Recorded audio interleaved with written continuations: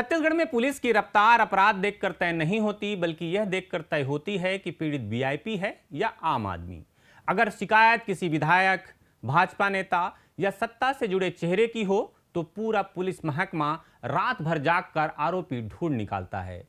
लेकिन वही पुलिस जब किसी गरीब की लूट, किसी छात्र की मोबाइल चोरी, किसी किसान की ठगी या किसी बुजुर्ग के साइबर फ्रॉड की शिकायत सुनती है, तब उसका सबसे बड़ा हथियार होता है जांच जारी है। रायपुर में भाजपा अध्यक्ष नितिन नवीन के नाम पर रायपुर के विधायक पुरंदर मिश्रा से 10,000 रुपए की ठगी हुई। छत्तीसगढ़ पुलिस ने 24 घंटे के भीतर आरोपी को उड़ीसा से गिरफ्तार कर लिया। इससे पहले पूर्व विधानसभा अध्यक्ष और विधायक धर्मलाल कौशिक का मोबाइल छीना गया तो पूरा पुलिस सिस्टम सड़क पर उतर आया। 2 डीसीपी, 2 एडीसीपी, 3 एसीपी, 3 टीआई और लगभग 30 जवानों की टीम सिर्फ एक मोबाइल फोन ढूंढने में लगा दी गई।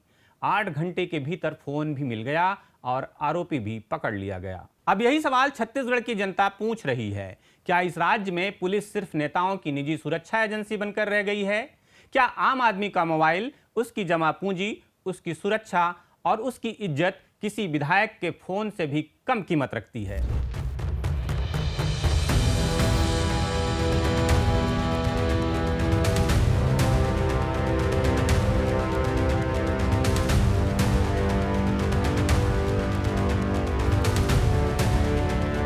जरूरी बात में आपका स्वागत है। मैं प्रफुल्ल ठाकुर हूं और आप देख रहे हैं सीजी खबर। बिना भय या पक्षपात के काम करने की शपथ लेने वाली छत्तीसगढ़ पुलिस की असल कार्यप्रणाली आज जनता के सामने खुली किताब बन चुकी है। जब मामला किसी मंत्री, विधायक, भाजपा नेता या सत्ता से जुड़े चेहरे का होता है, तब पूरी पुलिस मशीनरी बिजली की रफ्तार से दौड़ पड़ती है।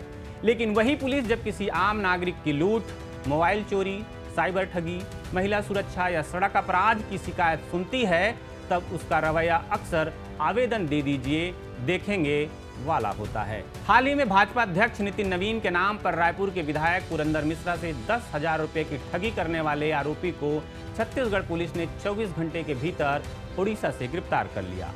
इससे पहले पूर्व विधानसभा अध्यक्ष और विधायक धर्मलाल कौशिक का मोबाइल छीनने वाले आरोपी को पकड़ने के लिए पूरी पुलिस फौज मैदान में उतार दी गई थी। 2 डीसीपी, 2 एडीसीपी, 3 एसीपी, 3 टीआई और लगभग 30 जवानों की टीम केवल एक मोबाइल खोजने में लगा दी गई। 8 घंटे के भीतर फोन भी मिल गया और आरोपी भी। अब सवाल यह है कि क्या छत्तीसगढ़ का आम नागरिक इस राज्य का हिस्सा नहीं है? क्या उसकी मेहनत की कमाई, उसका मोबाइल, उसकी सुरक्षा और उसका सम्मान किसी विधायक या मंत्री से कम है? छत्तीसगढ़ के हजारों नागरिक रोजाना थानों के चक्कर काटते हैं। किसी की बाइक चोरी होती है, किसी की मां के गहने लूट लिए जाते हैं, किसी के खाते से साइबर ठग लाखों रुपए उड़ा लेते हैं। लेकिन पुलिस का जवाब अक्सर यही होता है, जांच जारी है। कई मामलों में एफआईआर तक दर्ज नहीं होती। दर्ज हो भी जाए तो केस फाइलों में धूल खाता रहता है। सबूत लेकर लोग बैठे रहते हैं कि ये देखिए, मेरे फोन पर इस नंबर का उपयोग हो रहा है। सीसीटीवी फुटेज दिया जाता है कि ये देखिए, ये चोर है जिसने स्कूटी चुराई है और मजे से रायपुर में घूम रहा है। लेकिन क्या मजाल है कि छत्तीसगढ़ पुलिस टस से मस हो। हालात ये हो गई है कि ठगी के मामले में कह दिया जाता है कि सीएम हाउस से कहलवाइए, तब मामला दर्ज करेंगे। यही दोहरा चरित्र जनता को सबसे ज्यादा आहत करता है। राष्ट्रीय अपराध रिकॉर्ड ब्यूरो यानी एनसीआरबी के हालिया आंकड़े बताते हैं कि देश भर में साइबर अपराधों में विस्फोटक वृद्धि हुई है। 2024 में देश में 1,01,928 साइबर अपराध दर्ज हुए, जिनमें लगभग 74,000 मामले सीधे धोखाधड़ी और ऑनलाइन फ्रॉड से जुड़े थे। एनसीआरबी के अनुसार आर्थिक अपराधों के 2,14,000 से अधिक मामले दर्ज हुए, जिनमें जालसाजी, ठगी और फ्रॉड सबसे बड़ी श्रेणी रही। साइबर अपराधों में लगभग 61.6% मामले राज्य एजेंसियों के पास लंबित रहे, यानी लाखों शिकायतें कार्रवाई के बजाय फाइलों में अटकी रही। अपराधी के पकड़े जाने की बात तो बहुत दूर है। छत्तीसगढ़ में रायपुर, बिलासपुर, दुर्ग और भिलाई जैसे शहर साइबर ठगी के नए अड्डे बन चुके हैं। डिजिटल अरेस्ट, फर्जी KYC, bank OTP, UPI scam और नौकरी के नाम पर ठगी के मामलों में लगातार वृद्धि हो रही है। लेकिन आम नागरिक जब साइबर सेल पहुंचता है तो उसे तकनीकी प्रक्रिया और लंबी जांच का हवाला देकर महीनों इंतजार कराया जाता है। विडंबना देखिए, यदि ठगी किसी विधायक के साथ हो जाए तो आरोपी 24 घंटे में पकड़ लिया जाता है। यहाँ सवाल केवल पुलिस की कार्यक्षमता का नहीं, सवाल राजनीतिक संस्कृति का है। क्या पुलिस अब जनता की पुलिस नहीं बल्कि सत्ता की सुरक्षा एजेंसी बनती जा रही है?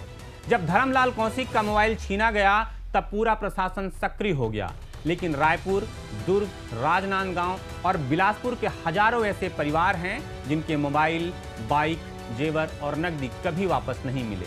कितने मामलों में 30 जवानों की टीम बनाई गई, कितने मामलों में डीसीपी खुद सड़क पर उतरे। असल समस्या यही है, इस व्यवस्था में वीआईपी की पीड़ा राज्य की प्रतिष्ठा बन जाती है, लेकिन आम आदमी का दर्द केवल एक नंबर बनकर रह जाता है। छत्तीसगढ़ में हर साल लूट, चोरी और ठगी के हजारों मामले दर्ज होते हैं, लेकिन इन अपराधों की जांच और समाधान की दर बेहद कमजोर है। साइबर अपराधों में स्थिति और भयावह है, क्योंकि अपराधी दूसरे राज्यों से ऑपरेट करते हैं और स्थानीय पुलिस अक्सर तकनीकी क्षमता की कमी का रोना रोती है। लेकिन यही पुलिस वीआईपी मामलों में अचानक अत्याधुनिक दक्षता कैसे हासिल कर लेती है?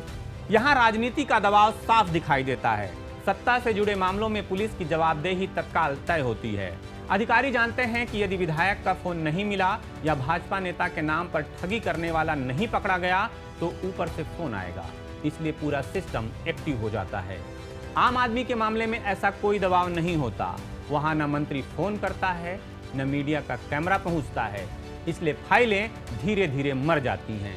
यह लोकतंत्र के लिए बेहद खतरनाक संकेत है। पुलिस व्यवस्था का मूल सिद्धांत यह होना चाहिए कि कानून के सामने हर नागरिक बराबर है, लेकिन व्यवहार में तस्वीर उलट है। यहाँ बराबरी नहीं, पहुंच काम करती है। जिसने सत्ता के गलियारों तक पहुंच बना ली, उसके लिए पुलिस स्पेशल टास्क फोर्स बन जाती है। बाकी जनता केवल एफआईआर का नंबर संभालकर बैठी रहती है और अधिकांश को तो महज शिकायत लेकर विदा कर दिया जाता है। सबसे चिंताजनक बात यह है कि सरकारें इस मानसिकता को बदलने के बजाय उसे बढ़ावा देती हैं।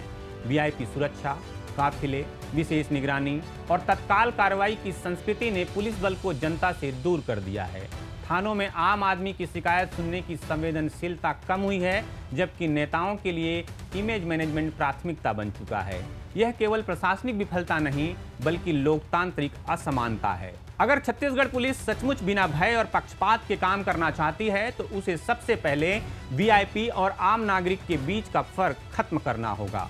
जिस तत्परता से विधायक का मोबाइल खोजा जाता है, उसी तत्परता से रिक्शा चालक की चोरी के आरोपी भी तलाशे जाने चाहिए। जिस तेजी से भाजपा नेता के नाम पर ठगी करने वाला पकड़ा जाता है, उसी तेजी से आम बुजुर्ग की जीवन भर की बचत उड़ाने वाले साइबर अपराधियों पर भी कार्रवाई होनी चाहिए। वरना जनता के मन में यह धारणा और गहरी होती जाएगी कि इस राज्य में न्याय नहीं, पहचान काम करती है। जरूरी बात में फिर किसी बात पर होगी बात। नमस्कार।